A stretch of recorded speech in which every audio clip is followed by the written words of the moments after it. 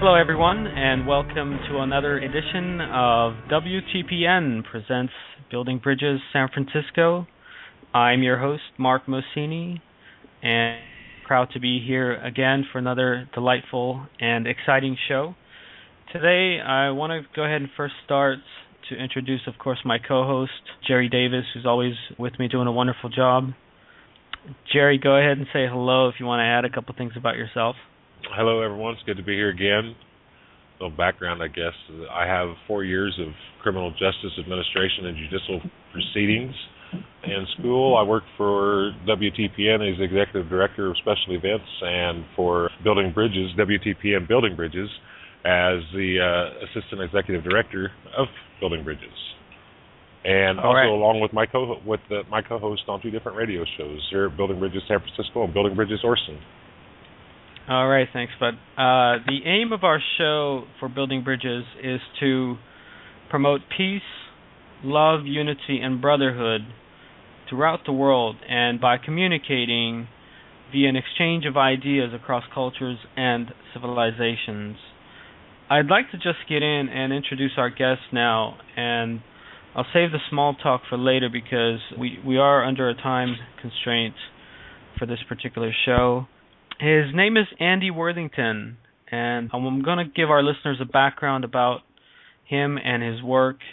He does some spectacular work that I think is very worthwhile for people to be aware of. Andy is a freelance investigative journalist, author, and filmmaker specializing in Guantanamo and the War on Terror. But he's also covering the global economic crisis, the opportunistic age of austerity imposed in the UK by the Tory-led coalition government, the revolutionary movements in the Middle East, and the Occupy movement. His website is one of the top 100 world politics blogs, which was archived by the British Library in January of 2011, and he receives something over 500,000 page views every month, which is spectacular. In the 6 years while working full-time on Guantanamo and related issues, he worked as a consultant for the United Nations, as the lead writer on a report on secret detention in 2010.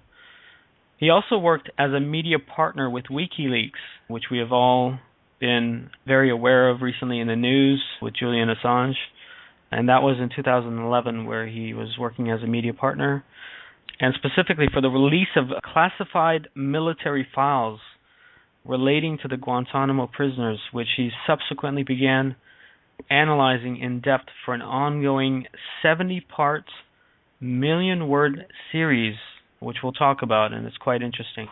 In addition, he has worked for NGOs. He was also involved with worked for two NGOs, but he's involved with the third one, Amnesty International, primarily in promoting to student audiences Outside the Law Stories from Guantanamo, the film he co-directed with Paulie Nash. Most recently, he has been working with the Center for Constitutional Rights in New York. In January of 2012, to mark the 10th anniversary of the opening of Guantanamo, he established the campaigning website Close Guantanamo with the U.S. lawyer Tom Wilner and with support from a number of prominent lawyers, retired military officials, and human rights organizations. His articles have also appeared in the New York Times, not to mention The Guardian, and many other newspapers. So he is someone who is very well informed about the issues. And Andy, it is an honor to speak to you, and I'm delighted to have you on the show. Thank you for joining us. You're welcome. Thank you for that very nice introduction. You're very welcome. Yes, I think your work is quite fascinating and interesting, and I want to jump into kind of the first thing I want to talk about here, which is that we've entered into this new millennia and century now, and it seems that world peace is very elusive, and the prospects of it are kind of dwindling even more, I would say. Guantanamo seems to represent something so profound. I mean, it's almost like a microcosm of what is happening in terms of justice around the world. This is a subject that you're very familiar with, as I mentioned in the intro. I mean, there are a number of things we can talk about, but Since you're working and you have worked on Guantanamo, let's start with this issue. For I want to say that could you tell us, give us a quick history of Guantanamo? Why did the U.S. set up this base, and then get into your work into this field? Sure. Well, Guantanamo is this naval base. It was initially a coaling station in Cuba, which the United States has had for over a century as a result of the war with Cuba and holding on to it afterwards and entering into this strange lease situation which can't be broken unless both parties agree to it. So that's how come the United States is in Guantanamo, and it's why after 9/11 the Bush administration and the lawyers advising the senior officials in the Bush administration came to the decision that Guantanamo would be a good place to hold people without any rights, because they felt that Guantanamo would be beyond the reach of the U.S. courts. That's because technically the sovereignty over Guantanamo, is with the Cuban government. Although in practical terms, every decision that's made about what happens there is in American hands. And, so from the beginning, it was very deviously and cynically for the purpose of holding people without any rights whatsoever, to hold them beyond the reach of the United States courts and of lawyers in the United States, essentially to hold them in a complete legal black hole, because certainly there would be no way that any other international body, for example, would be able to exert pressure on the U.S. government. So it was to hold people without rights. And that remains the fundamental dangerousness of Guantanamo, is that if you're going to deprive somebody of their liberty, there are only two ways to do that. Or there were only two ways to do that. And there are only two ways to do that the majority of sensible and intelligent and principled people would recognize as fair and appropriate. If you're involved in a war, then you can hold somebody humanely until the end of hostilities as a prisoner of war. Otherwise, what you're dealing with are issues that involve criminal behavior. You arrest somebody, you charge them and put them on trial within as short a time as possible. So what the Bush administration did at Guantanamo was to say, we want a third category of human being that doesn't fit into either of these categories, and as I said, are people that we can hold and do what we want to them. Yes, go on. Guantanamo, yeah. I mean, do you want me to talk about how I then became involved in it? Or? Yeah, what got you interested? I feel it's the obvious, which is, this is kind of unprecedented in history, at least U.S. history, to set up such a base for these purposes. So go ahead, and if you could tell us what got you interested. Sure. Well, I think a lot of people, in the United States and around the world were very uneasy about what's happened at Guantanamo. From the beginning when these guys arrived in the orange jumpsuits with goggles blocking out their vision and with headphones stopping them from hearing anything, and kind of muzzled. It was pretty obvious to anybody looking at it that there was some kind of sensory deprivation going on here with these people who nobody was allowed to know anything about and who were being held in a way that wasn't traditional. It alarmed anybody who was in a position to recognize when lines were being crossed.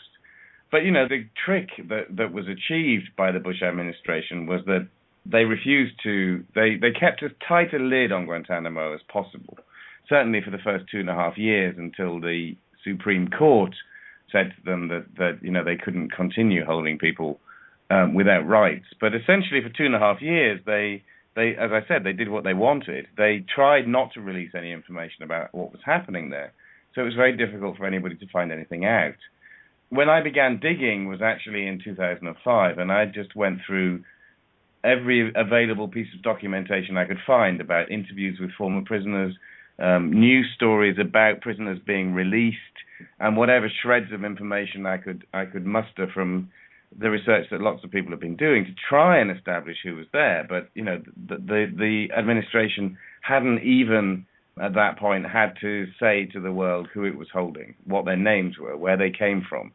But that didn't happen until the spring of 2006. And my work really coincided with the Pentagon losing a lawsuit which was brought by the Associated Press to request information about the prisoners. They lost this lawsuit, and as a result, they had to release the names and nationalities of the prisoners, details about their places and dates of birth, for example, and also thousands of pages of documents. Now, some of these were the allegations that they had built up over these years of interrogation, and others, thousands of pages, were the transcripts of these tribunals and review boards that had taken place at Guantanamo after the Supreme Court said to the administration in June 2004, you can't hold people like this. They have habeas corpus rights. They have the right to know why they're being held. Now, that led the prisoners to be able to have representation from attorneys who were able to come to Guantanamo and meet them. And from that point, really, the total secrecy of the base was lost. But these military tribunals and review boards were actually convened by the Bush administration as a kind of snub to the Supreme Court. They were saying, all right, we'll do some kind of review, but we'll do it under our own terms. But they're fascinating documents because they were the first time that we got to see what people were actually accused of, and the evidence is very flimsy. They also, were the only insight into who these people were, and especially in those cases where the prisoners had taken part in these processes, these tribunals, these reviews, which were not fair. They weren't allowed access to classified information, for example. They weren't allowed legal representation, but they were, if they felt like it, at least able to tell their side of the story.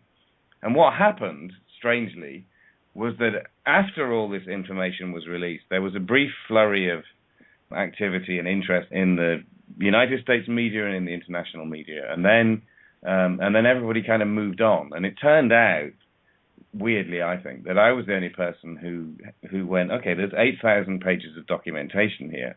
I'm going to go through these, and I'm going to try and find out who these people are, which I did by establishing where and when they'd been captured, and then examining, I suppose on a balance of probabilities, really, what I thought of their stories if they said they weren't who the United States were, and beginning to explore how the authorities had come up with their supposed information demonstrating that these were bad people.